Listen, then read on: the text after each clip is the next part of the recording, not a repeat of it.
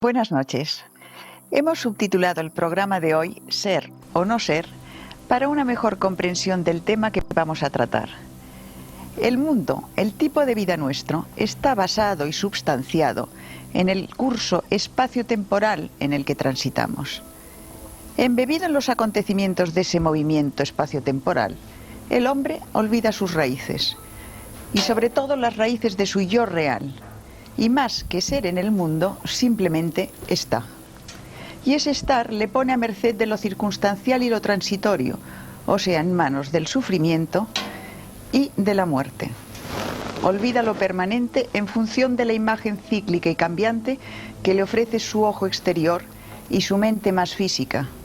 Por otro lado, desde la más remota antigüedad, han existido sistemas de enseñanza que empujan al individuo, desde la superficie al interior de sí mismo, desde la potencialidad de su imaginación a la realización y actividad de esa misma potencialidad, o sea, a la progresiva liberación de sus ataduras, tanto físicas como emocionales, como mentales. Vivimos ahora, en nuestra sociedad contaminada, nuestra sociedad occidental, vivimos el ofuscamiento y la pesadez que, emanando de lo cotidiano, ahoga esa realidad profunda de la que hablábamos. Se aprenden demasiadas cosas inútiles, se compite por casi nada y se obstruye masivamente y particularmente el canal que conecta lo divino con lo humano. Las técnicas de las que hoy nos hablarán nuestros contertulios pertenecen a diferentes culturas, pero la finalidad de la misma es desempolvar nuestra dormida conciencia a través del método de la meditación. El problema está, pues, en elegir entre ser un individuo o simplemente estar en el mundo sin ningún sentido. Todo ello es una sugerencia para una mejor expresión vital. Escúchenlos. Voy ahora a presentarles a nuestros invitados que les hablarán, pues, de meditación y conciencia. Con nosotros está Jacobo Grinberg, psicofisiólogo, profesor de Psicología de la Universidad Nacional Autónoma de México. Ha escrito más de 36 libros. Carlos Ortiz, investigador de la relación existente entre las técnicas de meditación chamánicas de Don Juan Matus y las del místico español San Juan de la Cruz. Antonio Carán, director de la Casa Tíbet México, representante oficial del Dalai Lama, experto en budismo tibetano. Y don Rodolfo Flores, chamán mexicano, maestro en meditación chamánica mexicana. José Colastra, finalmente, especialista de nutrición ortomolecular y además autor de bastantes libros, 15 libros, creo, ¿verdad, José? Más o menos, sí. Bueno, pues la primera llamada que vamos a hacer es una definición, yo quisiera que me hicierais, de conciencia. A ver, ¿qué es para vosotros conciencia? Para luego, porque se va a hablar mucho en este coloquio, entonces vamos a definir esa palabra. Jacobo, ¿quieres empezar? No se puede definir. O sea, está más allá de definiciones.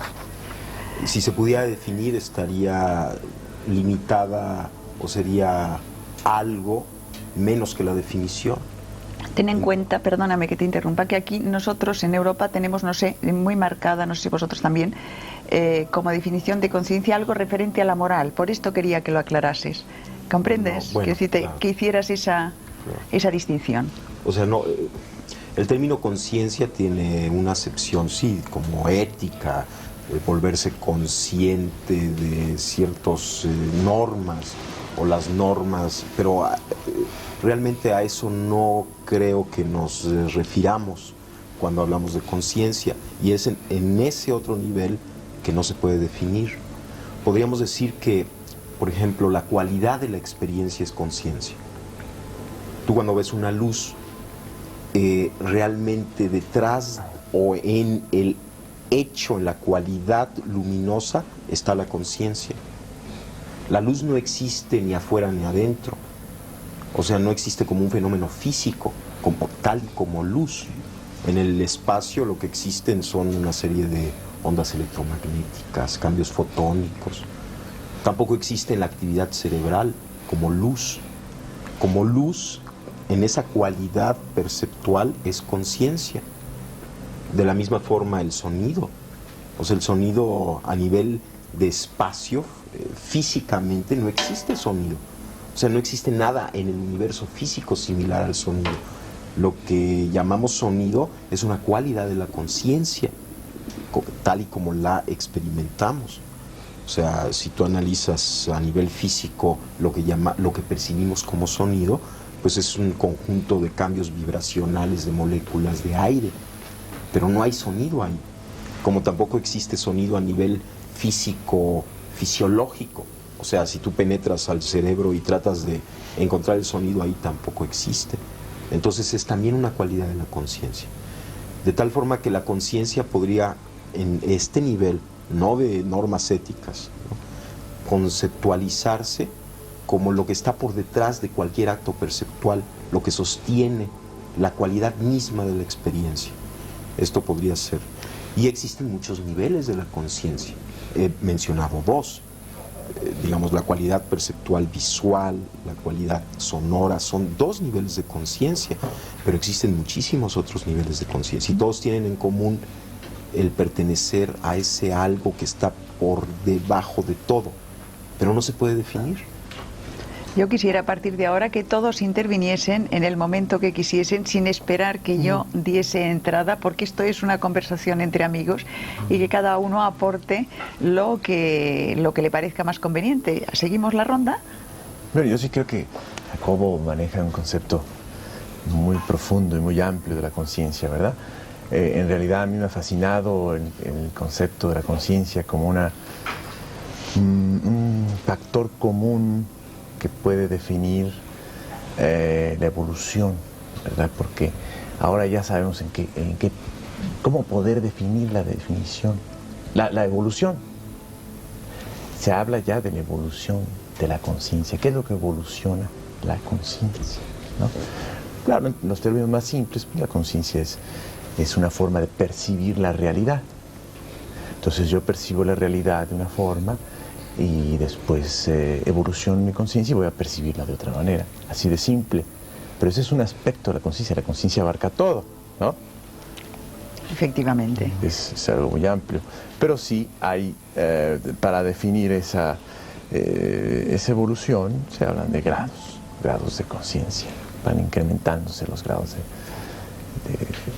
de conciencia, de claridad, de percepción de la realidad, de sentir la realidad, de comprenderla, de entenderla, ¿verdad?, conforme se va evolucionando.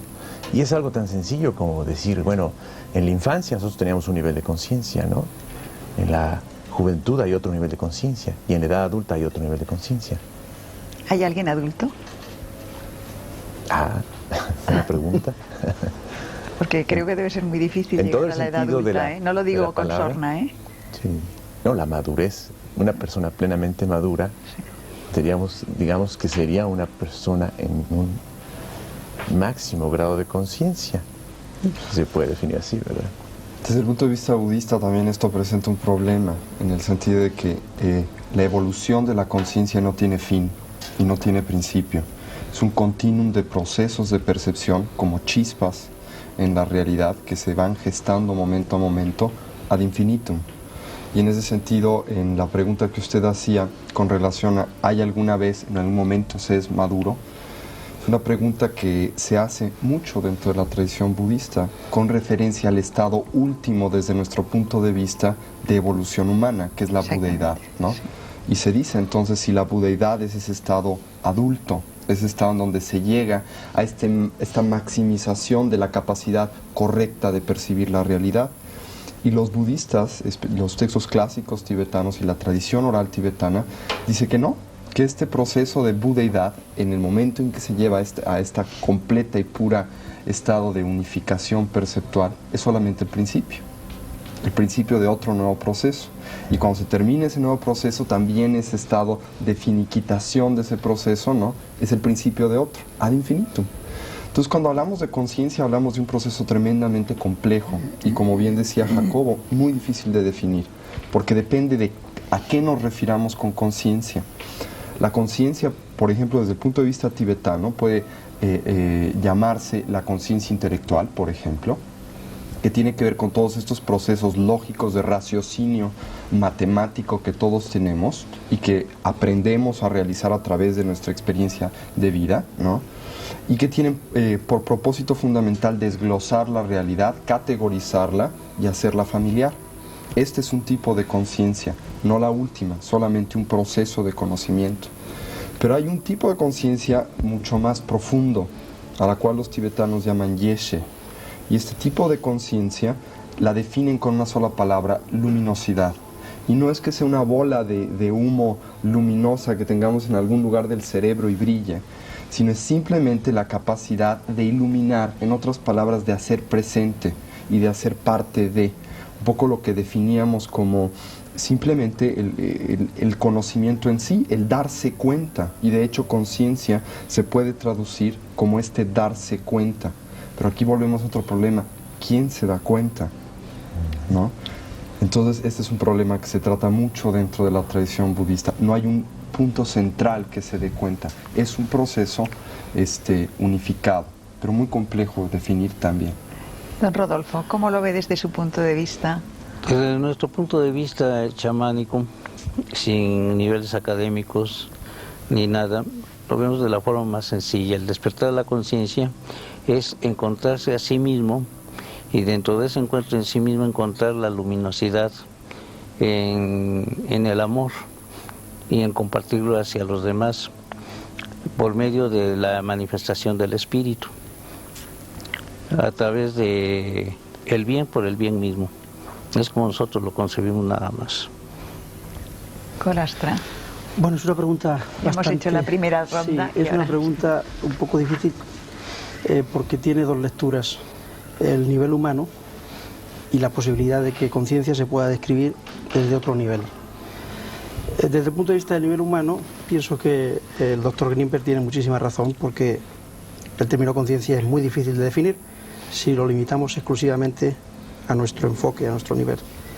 Pero desde un nivel trascendente, yo diría que conciencia, la cualidad que caracteriza de forma más precisa al término conciencia, es la de una presencia integrada, pues podríamos decir del verbo, es decir, de lo trascendente, de lo sutil, de lo que está más allá de lo contingente.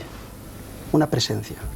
Esa presencia se puede caracterizar pues por muchas cualidades y por muchos enfoques, pero en realidad es como si existiesen una serie de canales o de conductos a través de los cuales ese algo que también Carlos mencionaba, ese algo detrás percibe.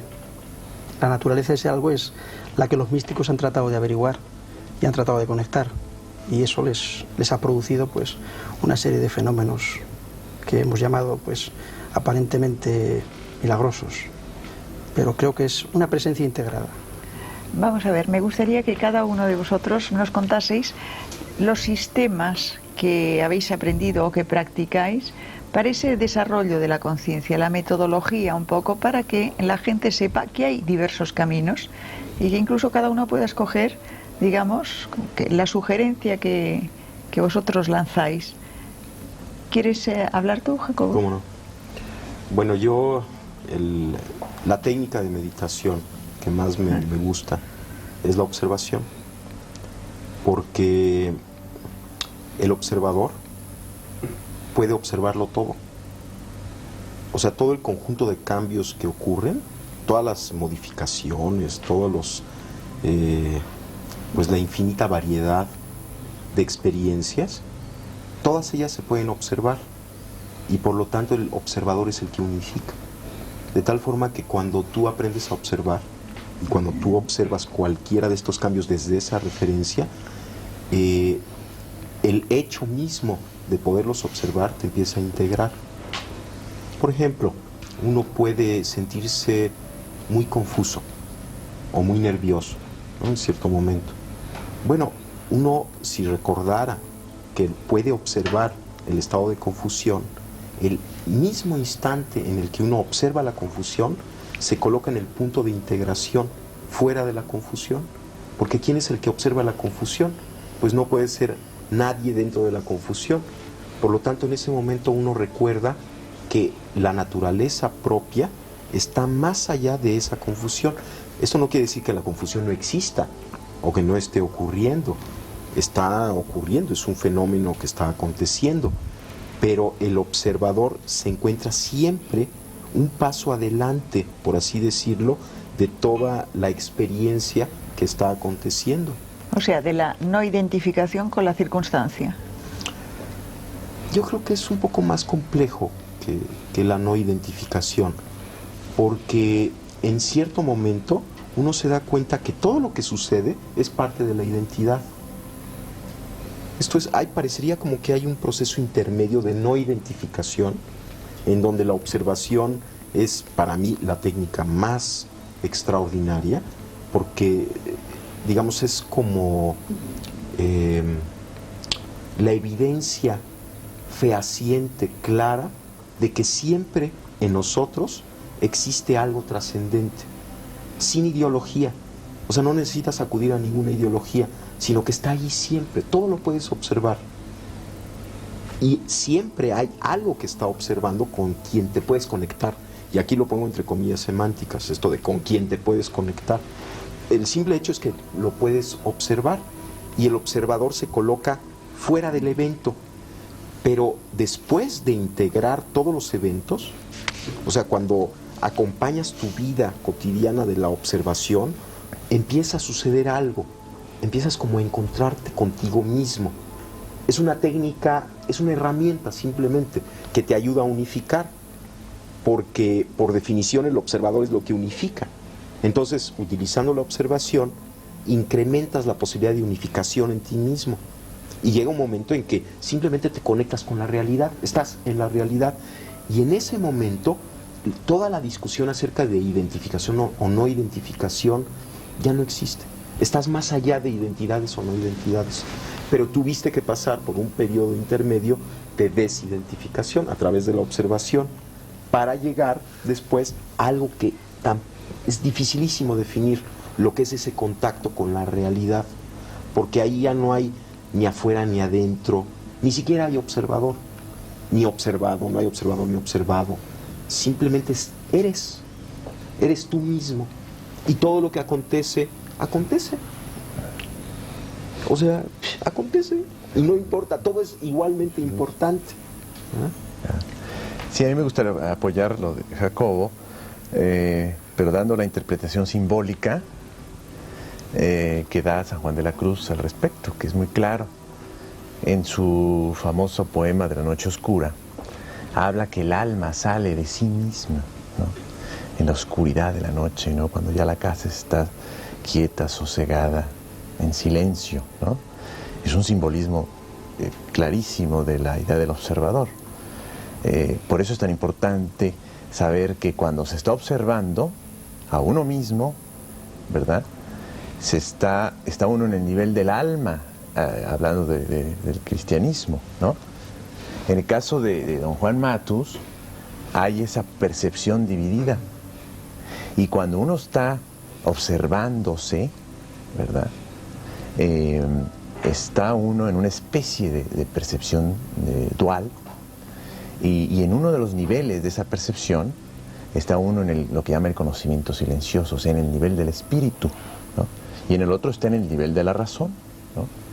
O sea, coinciden perfectamente tanto San Juan como don Juan. Y ese es el trabajo de hacer que el alma salga. Durante la meditación se supone que el alma sale, se oscureció el cuerpo, se suspendió el diálogo interno, ¿verdad? Eso ocurre, se supone, durante la meditación. Y la meditación que propone don Juan Matus es, a través de esa suspensión del diálogo interno, como que nos vamos separando hasta que nuestra percepción queda dividida. Y sí considero que es un proceso muy importante de intermedio antes de llegar a algo más avanzado, como lo decía Jacobo, pero creo que el primer paso es desidentificación. De hecho, toda la idea cristiana, todo lo que plantea Jesucristo es una desidentificación, es un desapego. La idea de la renuncia es desidentificarnos de esa involucración que decías muy bien en la introducción, ¿no? ¿Cómo estamos? No somos, sino estamos en un proceso de involucración total con el mundo, ¿no? Entonces tenemos que salir del mundo, pero no es del mundo, digamos, el mundo de todos los días, sino del mundo de acá adentro que hemos introyectado. El mundo de los apegos exteriores. De los apegos y de las identificaciones. Es del que nos tenemos que salir, el alma tiene que salirse y ubicarnos. Y a partir de ese trabajo de estar como en una percepción dual constante, entonces vamos a empezar un proceso muy importante, ¿no? Que ya estaba describiendo Jacobo, ¿no? Había un programa de televisión hace muchos años que se llamaba ¿Cómo es, cómo se hace? Pues esa es la pregunta que voy a lanzaros ahora a todos. Si quieres contárnoslo desde el punto de vista budista, luego volvemos y os vais interrumpiendo y vais comentando. Sí, claro. Y seguimos. Desde el punto de vista budista, definir un poco este proceso de trabajo interior o de trabajo psicológico, porque de hecho es un trabajo psicológico que desde el punto de vista budista está muy alejado de toda una metodología religiosa o una visión mística, es una transformación de nuestra percepción para percibir correctamente. Y si lo tuviéramos que definir en pocas palabras, creo que lo haríamos con 3. Primero, un proceso de concentración. ¿Qué es un proceso de concentración? Desde la perspectiva budista y de hecho desde la perspectiva psicológica, uno de los graves problemas en la percepción humana cotidiana, normal, común y corriente, es el hecho de que nuestra mente, por malos hábitos, ¿sí? Psíquicos o mentales, no puede estar en un solo momento y en un solo lugar integralmente. Esto quiere decir que constantemente brinca al pasado o brinca al futuro. Si nosotros cerramos nuestros ojos un momento y hacemos el experimento, veremos cómo si nos ponemos la idea pera en la cabeza, muy pocos de nosotros podemos permanecer en la idea pera, porque se nos ocurre que hemos dejado la leche en la cocina con el fuego prendido, que mañana tenemos que ir al doctor o al dentista, o que se nos va a hacer tarde para el trabajo, y brincamos, ¿no? Constantemente. No estamos aquí y ahora, que es lo único que existe en la realidad. El primer proceso, este primer proceso que tenemos que integrar dentro de nosotros mismos, que es un poco de lo que hablaba el doctor Greenberg y de lo que hablaba Carlos Ortiz, es primero aquietar al cuerpo, ¿no? Dejar que duerma en esa noche oscura para que el alma pueda salir. Obviamente esto desde el punto de vista budista de que el alma pueda salir es un simbolismo, nada sale, ¿no? Ni entra tampoco. Este es el primer paso. El segundo paso dentro del sistema o la tecnología budista en este sentido es la apreciación. Una vez que paramos, ¿sí?, esta serie de proyecciones que le hacemos a la realidad y de prejuicios que son el resultado básico de estar en el futuro y en el pasado, de prejuiciar mi realidad o de proyectar en ella fantasías, y específicamente formas fantasiosas de existencia, que son que las cosas las vemos como eternas, independientes y no cambiantes, ¿sí? O tratamos de verlas así, y esto está completamente en contradicción como con las cosas realmente son, transformativas, impermanentes, interrelacionadas, etc. Empezamos a través de esta concentración de ver una sola cosa en un solo momento a apreciar la realidad. En otras palabras, a ver lo valioso, único y extraordinario que es cada evento de percepción. Poéticamente hablando, el mundo tibetano le llama a esta percepción, a esta apreciación de la realidad, el descubrir la magia de lo ordinario. El hecho de que cada evento, por ordinario, común y corriente que aparente ser, es extraordinario, porque algo vivo y algo real acontece en cada instante y en cada momento. Este es el segundo paso, es este extrapolarse o salirse, que insisto, no es un salirse, sino es un abrirse, es un apreciar la realidad. Y después de esta concentración y de esta apreciación de la realidad, viene el entendimiento de la misma. Y el entendimiento de la misma es la fusión directa, la integración o la síntesis de la percepción con la realidad, más allá de sujeto experimentador y objeto experimentado. Esto no quiere decir que hay un extra, un espíritu en los aires que percibe más allá de esto, sino que desde el punto de vista psicológico lo que sucede es que lo que importa en este momento tan especial de percepción ya no es el observador que se desdobla para percibir y trae a sí mismo la percepción, sino la relación. Deja de importar observador y observando, y lo único que existe e importa es la relación. Un poco lo que veníamos hablando. Este proceso requiere de una tecnología, no viene por sí solo, se tiene que cultivar, porque todos nosotros vivimos en el mundo, primero que nada, como decía Platón, de la doxa y de la opinión, en el mundo de las interpretaciones, de las proyecciones y de los prejuicios, pero también en el mundo de los inventarios. Todo lo metemos a nuestro inventario, todo lo metemos a nuestras categorías y muchas veces dejamos de ver las cosas como son. Y cómo son, ¿sí? Es un problema muy extenso dentro de todo este conjunto de desarrollo de la conciencia. Pero podríamos decir desde el punto de vista algo budista, algo muy sencillo, pero muy bello. ¿Cómo son? Extraordinarias, únicas. Un poco es eso. Don Rodolfo. Pues estoy de acuerdo con las tres personas antes, Jacobo, Carlitos y Marco. Nosotros también llevamos el mismo sistema de la concentración primero para poder llegar a un desarrollo psíquico y poder tener la suficiente capacidad de desligarnos de la vida real, que se le llama aquí, ¿no? Para llegar a la vida interior y poder percibir todo lo que está a nuestro alrededor. Pero las técnicas pues no varían, son las mismas, ¿no? La concentración, la entrega total, ¿no? El desprendimiento de todas las cosas que nos atan aquí, en el aspecto materialista. Pero vamos a ver, nosotros, por ejemplo, si pensamos en una actividad de un budista, nos imaginamos a un señor sentado en la postura del loto, rapado, vestido de amarillo y en una celda de un monasterio o en un templo. ¿Ustedes cómo lo hacen? Nosotros lo hacemos de la forma más sencilla y simple, ¿no? Nosotros podemos hacer nuestra concentración en cualquier lugar, siempre y cuando saneemos primero el ambiente, ¿no? Sanear el ambiente es decir, pues, evitar todo tipo de vibraciones negativas, ¿no?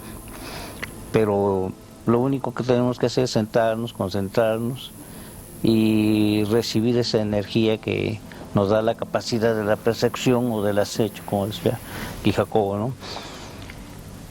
Creo yo que es de lo más simple, ¿no? Que pues hemos heredado por el tradicionalismo, por lo que sea, ¿no? Pero pienso yo que también es la capacidad del individuo en el entregarse, en el darse, ¿no?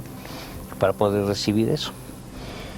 Yo quisiera añadir una cosa antes, que creo que es un poco importante en la tradición budista. Nosotros generalmente cuando hablamos de budismo, muchos sí nos imaginamos a gente rapada en un monasterio meditando, ¿no? Esto es una imagen correcta desde cierto punto de vista, puesto que esto hacen los monjes budistas, pero estrecha, porque no es solamente eso lo que hacen. La meditación, primero que nada, este proceso de desarrollo de la conciencia de atención, primero que nada requiere una técnica que nos permita entrar en el mundo de la concentración. Para entrar en este mundo de la concentración tenemos que tener un laboratorio controlado. No podemos hacer un experimento a grandes planos si primero no lo hemos controlado en medios controlados de laboratorio. En otras palabras, nos tenemos que salir un poco del mundo discursivo, del mundo de ruido, del mundo de las presiones, del estrés, a un ambiente controlado. Segundo, tenemos que simplemente sentarnos. Yo disiento. ¿Tú disientes? Sí. No necesariamente pienso que debe ser un ambiente controlado. Desde el punto de vista budista se tiene que empezar así. Por eso es lo que se tiene que empezar así, porque si no se empieza en un ambiente controlado, son muy contadas las personas que tienen la capacidad de trascender este diálogo interior. Es muy fácil decir desde el punto de vista budista, bueno, concentrarse es nada más pensar en una cosa. Pero ¿cuántas gentes que dicen tener concentración pueden realmente fijarse en una sola cosa en un solo momento, a pesar de decir que están concentrados? Esta concentración trasciende el nada más tener una concentración para estudiar bien. Es una concentración mucho más profunda y técnicamente se define de una manera especial, pero es el principio. Después de que se ha logrado algún resultado en esto, entonces la meditación se convierte en lo que se llama meditación en acción. En otras palabras, que ya podemos ser conscientes en todo momento del día y en todo lugar.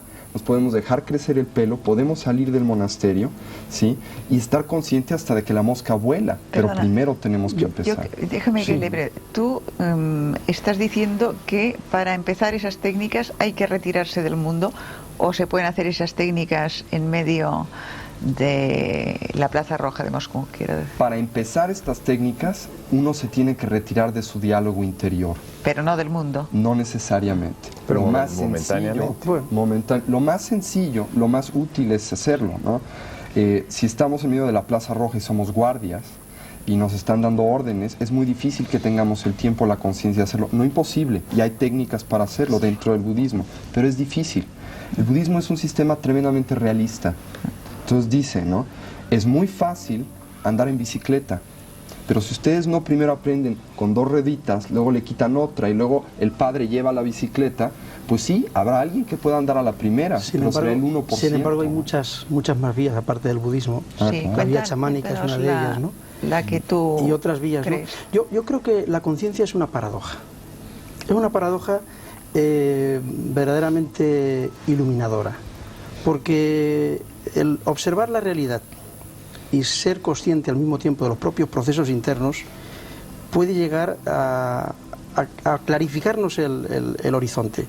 ¿Cuántas personas encuentran un fenómeno, por ejemplo, tan esquivo de investigar, precisamente de crear condiciones de laboratorio o de control, como decía Antonio, en el fenómeno de la sincronicidad, que ya estudió Gustav Jung? Es decir, hay como una especie de camino de doble vía. Por una parte hay una observación de lo exterior y por otra parte otra observación de lo interior. ¿Cuántas veces un sueño, una visión onírica, nos plantea una imagen que después se refleja en el exterior y nos confirma que el exterior y el interior son la misma cosa? Entonces, yo pienso que el fenómeno o el intento de llegar a una trascendencia y a un desarrollo de la conciencia está basado precisamente en la observación y la comprensión y la aceptación de esa paradoja. Y el saber que podemos situarnos en la percepción exterior y en la percepción interior. Y el saber también que, en definitiva, en un nivel trascendente son la misma cosa. Entonces, si partimos de esa base, y sobre todo en el aspecto de la educación, en la cual Jacobo es un experto en el tema de trabajo con niños, nos damos cuenta de que, simplemente se trata de educar la observación, de saber qué es lo que vemos y qué es lo que ve dentro de nosotros. ¿Tú practicas alguna técnica especial? Sí, yo utilizo, en el tema meditación, utilizo la meditación con cristales de cuarzo, porque pienso precisamente que una forma muy fácil de desarrollar ese tipo de contacto es la observación del nexo que hay, de la unión real, de la red que es la que está formada entre el ser humano concreto y todo lo que le rodea, el continuo que le rodea. Jacobo, te hemos dejado antes a mitad, a vosotros dos os hemos dejado a mitad de contar vuestra propia interpretación, vuestra propia actividad dentro de este tema. Bueno, yo creo que... no sé cómo decir lo que estoy sintiendo o lo que estoy pensando. Yo pienso que hay que encontrarse a uno mismo. Y en esto estoy totalmente de acuerdo con don Rodolfo. Y en este encontrarse a uno mismo, todo adquiere significado. Y entonces, tanto lo que sucede en el mundo como lo que sucede dentro de nosotros es integrado, es parte ya de un encuentro, se ve desde ahí. Es delicioso el momento en el que uno pierde todo concepto y toda preconcepción y todo aparece fresco y todo es nuevo. Y esta observación de momento a momento, como decía Tony, acontece. Pero hay algo que está detrás de esta percepción y que yo no puedo pensar que no exista. Y es uno mismo, que no es el ego. No, es el sí mismo que diría Ibn Arabi o sí, es el sí los mismo, místicos estos. que está más allá de todos los eventos sí. cambiantes. Es algo que uno tiene que encontrarlo y también es muy difícil definirlo, pero tiene que haber ello, porque si no hay eso, entonces no hay significado. Y yo pienso que el significado es muy importante. Y tampoco me estoy refiriendo a un significado lineal o restringido. Pero yo indiscretamente te preguntaba cómo lo haces, qué técnica usas. Mira, ¿qué es lo que quería saber de que los que faltabais ahora para...? Mira, yo la técnica que utilizo consiste en una primera fase, te sientas, cierras los ojos y empiezas a observar tu respiración. Empiezas a observar tu respiración y van a aparecer pensamientos, van a aparecer sensaciones, no las reprimes. Por ejemplo, si aparece un pensamiento, pues lo dejas pasar y vuelves a tu respiración. Aparece otro pensamiento, lo dejas pasar, lo observas, cómo nace y muere y vuelves a tu respiración. Que por cierto es una técnica común con el budismo, es exactamente lo que se hace en un primer nivel en el budismo. Sí. Igual. Esto como que te prepara porque en una primera fase tienes que aprender a concentrarte, tienes que aprender a centrar tu atención, tienes que limpiar tu mente. Y la forma de limpiar la mente no es peleándose en contra de la mente. Exacto. No la puedes quitar, no hay forma de quitarla. Y si peleas en contra de ella es lo peor que puedes hacer. Constriñirla, que no piense, eso no se puede hacer. La fortaleces, pero tampoco pienso que es malo tener mente. No. Hombre, es necesario tener un entendimiento, es maravilloso, porque sería desastroso quedarnos sin esta parte. Sí, pero trascender un nivel. Claro, pero esta mente que nos molesta, estos pensamientos repetitivos, yo pienso que sí hay que limpiarlos, y la forma de limpiarlos es aceptarlos. Paradójicamente es aceptarlos y dejarlos pasar y dejar que afloren y que afloren y que afloren hasta que llega un momento en el que empiezan a calmarse. Y entonces uno puede fundirse con la respiración, estar en ese punto. Bueno, esa es una primera fase de la técnica.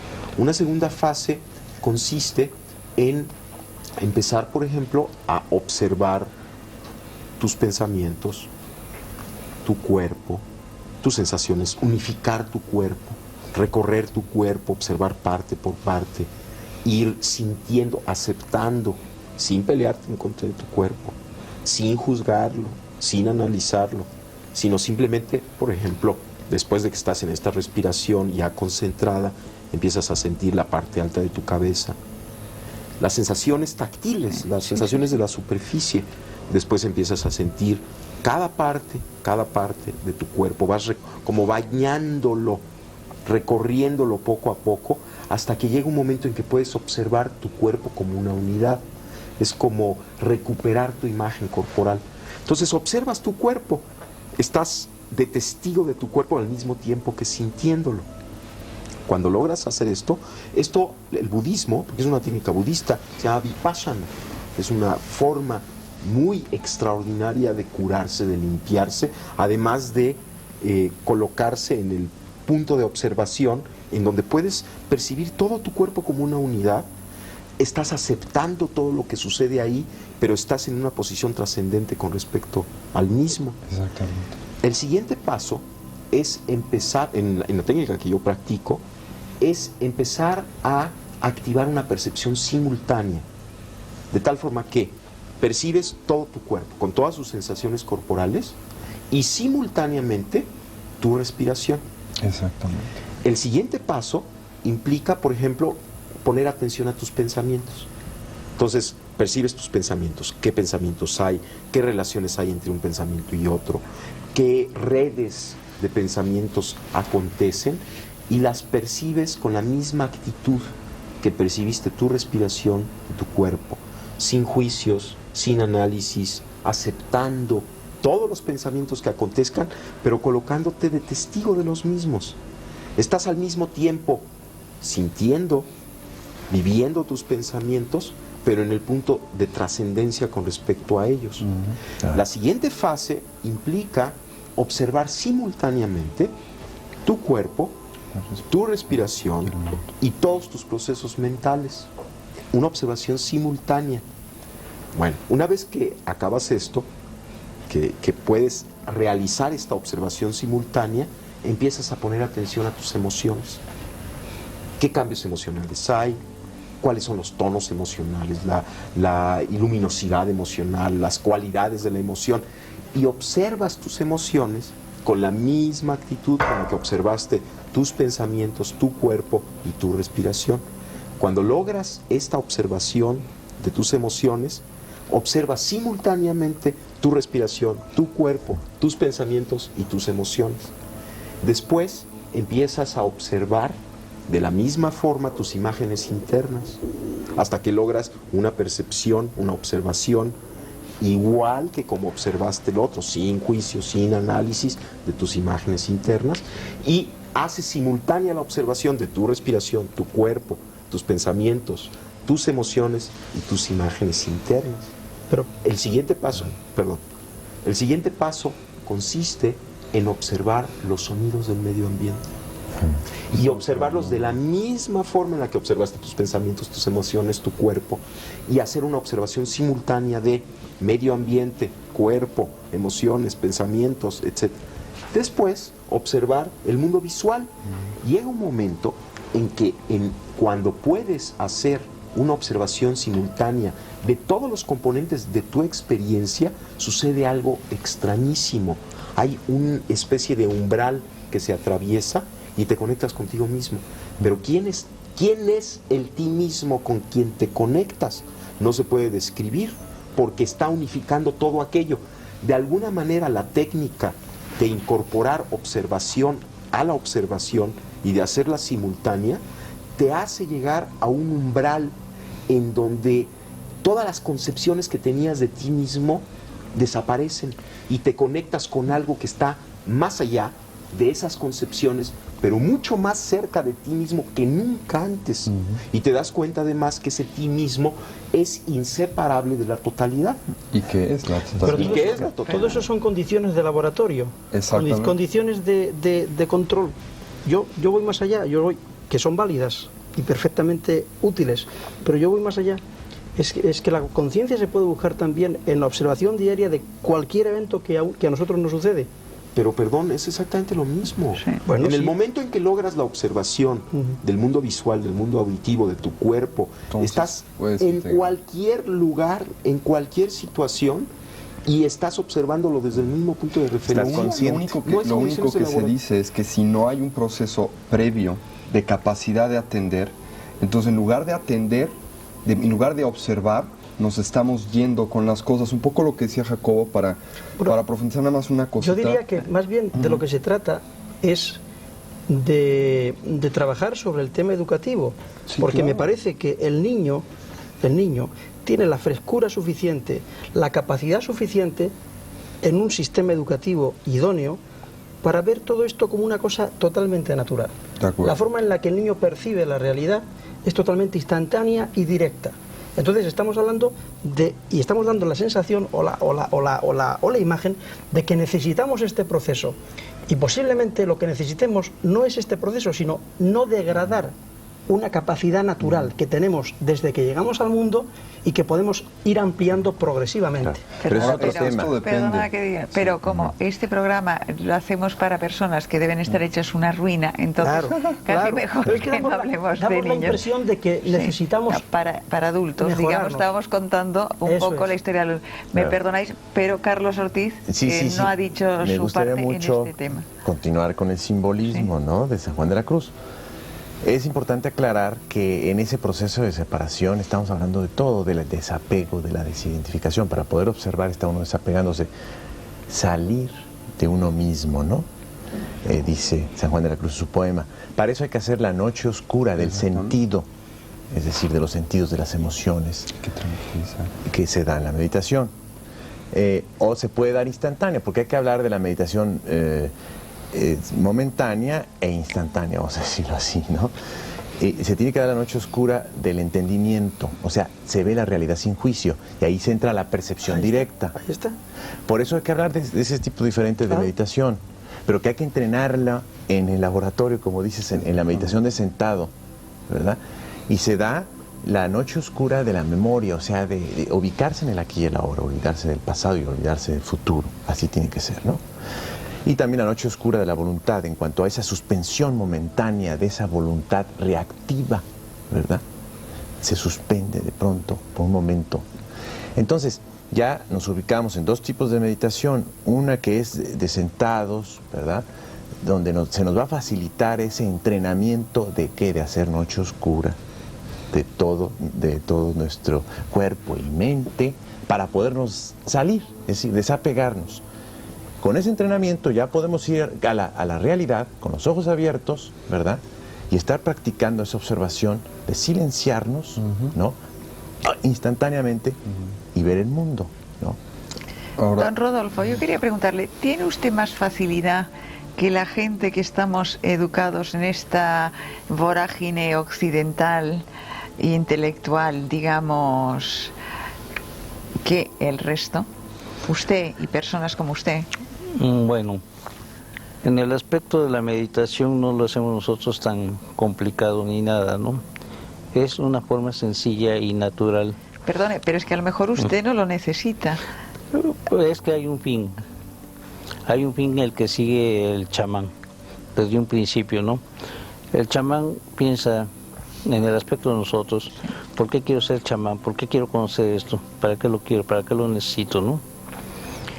Entonces viene el desprendimiento del ego, o sea, lo necesito y lo quiero para servir a los demás, para darles a los demás, para participar en la vida activa de la sociedad, pero inculcando una nueva idea de la desintegración del materialismo. ¿Pero solo con este fin o va más allá?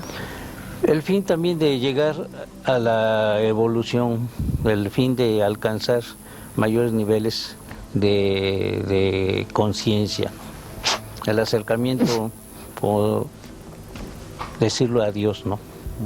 De llegar hacia Dios. El chamán en México se basa mucho sobre la filosofía o la doctrina del Maestro Jesús de Nazaret, ¿no? Amar al prójimo como a ti mismo. Entonces seguimos todos los principios de ello. Si vamos a hacer una cosa, la vamos a hacer con todo el amor debido para que salga bien. Si no tenemos esa capacidad de amor, pues no podríamos hacer nada. Si lo hiciéramos por el dinero, lo hiciéramos por los obsequios, o lo hiciéramos por todo ese tipo de cosas, o porque se nos corresponda, con agradecimiento y esas cosas, pues no sería seguir esa enseñanza. Entonces lo hacemos con el fin de alcanzar el tesoro propio de la satisfacción de dar por dar. ¿Son ustedes capaces de acelerar la práctica de otra persona? Pues todo depende también de la persona que quiera recibir este tipo de enseñanza, ¿no? Pudiéramos decirle. Ninguno de nosotros somos maestros. Todos siempre estamos aprendiendo de todos. Yo estoy aprendiendo mucho de ellos. Pero en diferentes grados.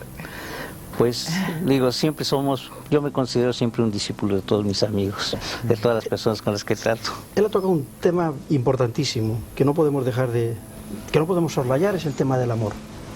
Hablamos de conciencia, pero conciencia sin amor o con amor.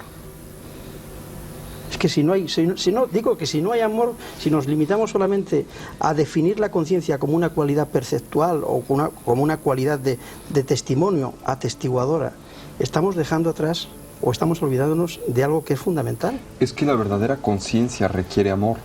O sea, desde el punto de vista budista, cuando hablamos de amor, hablamos de la motivación. ¿Qué es lo que motiva al guerrero espiritual, al bodhisattva, ¿no?, a actuar en el mundo? Lo motiva el poderse relacionar con él. Pero aquí hay algo muy importante desde el punto de vista de la tradición budista, que la motivación es fundamental, el querer ayudar, el querer aportar nuestro conocimiento en pro o en beneficio del prójimo. Esto es fundamental.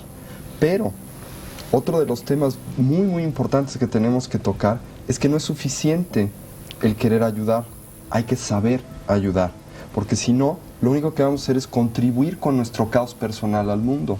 O sea, mucha gente quiere ayudar, pero muchas veces interpretamos ayudar como el imponer nuestros sistemas, nuestras resoluciones, nuestras soluciones al prójimo, cuando pueden ser completamente erróneas para él. Y esto es muy importante. Por eso la conciencia, como decía José, es fundamental para el amor, Y el amor es fundamental para la conciencia. O sea, Son hay algo- que conocer para amar. Hay que conocer para amar y hay que amar para conocer. Y este amar para conocer es lo que el budismo narra en el hecho de que nuestra realidad no existe como cosas, entidades, sustancias o eventos aislados, sino que todo en la realidad está interconectado.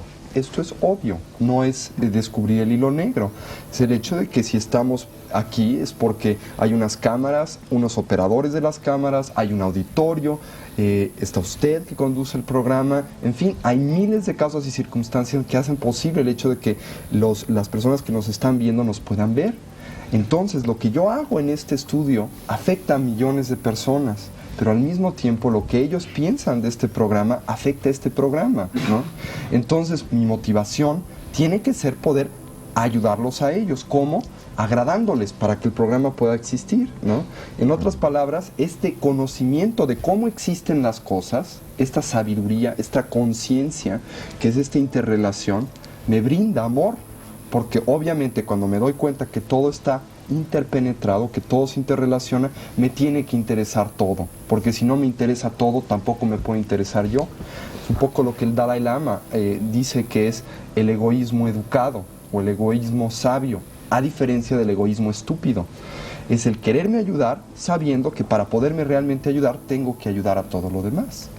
Y esto es muy importante. Pero sí quería hacer esta aclaración. Estoy de acuerdo completamente con lo que hemos dicho, pero que no es suficiente querer ayudar. Hay que saber ayudar.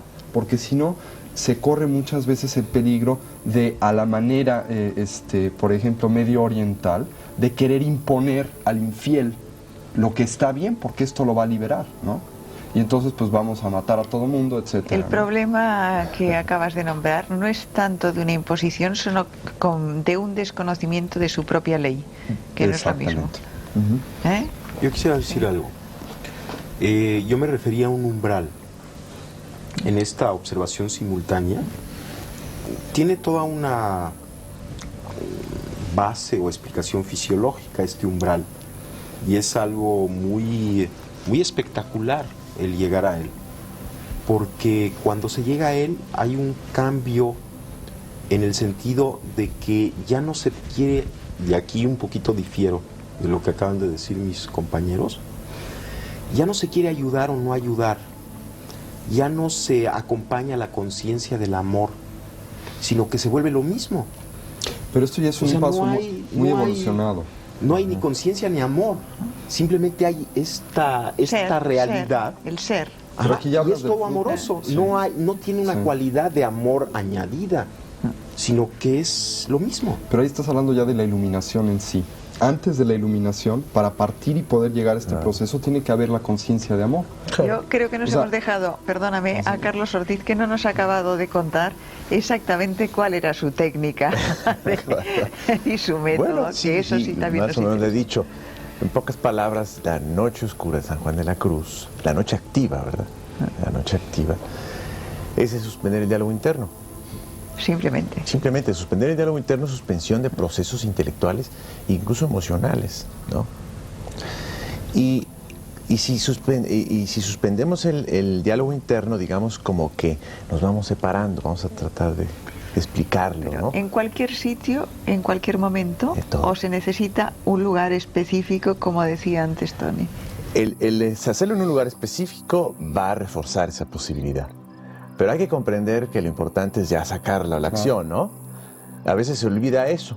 Ocurre mucho que se mediten sentado, pero Se después desfasa. el diálogo interno empieza. Entonces, eso va a reforzar a la clave de todo, que es suspender el diálogo interno. Entonces, en la vida salimos a suspender, a parar el mundo, porque es tan difícil suspender el diálogo interno, que es parar todo un mundo, es parar todo nuestro mundo que traemos aquí. Y se va dando curiosamente ese proceso como de separación conforme vamos suspendiendo el diálogo interno, hasta que vamos quedando separados. Es decir, ya después estamos ya observando. Al observar, paramos el diálogo interno, hacemos noche oscura, ¿no? Y hasta que ya nos quedamos en los dos, por decirlo de alguna manera. ¿Qué significa eso? En el momento en que uno ya está trabajando la meditación constantemente y está consciente de todo lo que está ocurriendo, ¿Qué ocurre allí? Ya desde que empieza a desprender el mundo, el diálogo interno, esa mecanicidad de nuestros pensamientos y nuestras acciones, se empieza el ver, que es la contemplación en el místico. Ya empieza a ver uno los significados profundos de la existencia. ¿Por qué? Porque ya está uno en la percepción directa del mundo. Antes, uno veía con el filtro, decía don Juan, que estábamos siempre un paso atrás, ¿no? Porque entre yo y el mundo está la descripción que tengo en mi cabeza. Entonces estoy viendo el mundo a través de un filtro, ¿no? Entonces hay que apagar ese filtro a través de la suspensión del diálogo interno. Ya veo directamente, ¿verdad? Hay la percepción directa y ya estoy como dividido, lo cual me va a llevar a la larga a un proceso impresionante que me va a permitir ir conciliando los opuestos de la vida. O sea, si logro mantener esa posición de meditación activa, de estar en dos lugares al mismo tiempo, como dice don Juan, estar en el lugar del conocimiento silencioso y de la razón al mismo tiempo, si mantengo esa posición, se empiezan a conciliar los opuestos de la vida y empieza uno a ver la vida de otra manera. Así es. Yo Es un quería poco saber... la paradoja que yo mencionaba Sí, antes, antes al de principio. la conciencia de doble vía. Ahora, yo quería preguntaros una cosa. La ¿Una paradoja. mayor adquisición de conciencia es de alguna manera un mayor desarrollo energético? ¿Hay una relación entre conciencia y energía? ¿El proceso de aprendizaje genera una mayor energía en el individuo o un mayor despliegue? ¿Y hay una relación Pero ¿desde qué punto de vista quieres? energético, Desde el punto de vista fisiológico, por ejemplo. biológico? Bueno, si el desarrollo de la conciencia implica una expansión de la misma, como parece ser que lo implica, Bien, ¿no? Y por lo tanto, evidente. la expansión de la conciencia implica que cada vez te abres a mayores y mayores realidades, las estudias, dejas de estar separado de mayores y mayores realidades, y en eso es la expansión de la conciencia. O sea, tu conciencia primero era la consecuencia o la consideración de que tu yo estaba restringido a tu cuerpo. Yo no me estoy refiriendo solo a esto, ¿eh? Yo me estoy refiriendo a niveles energéticos Sí. concretos. Sí, ahí voy. Entonces, si la expansión de conciencia implica el incorporar lo que antes era externo a ti como parte de ti mismo, ¿sí? Bueno, si esto es así, entonces definitivamente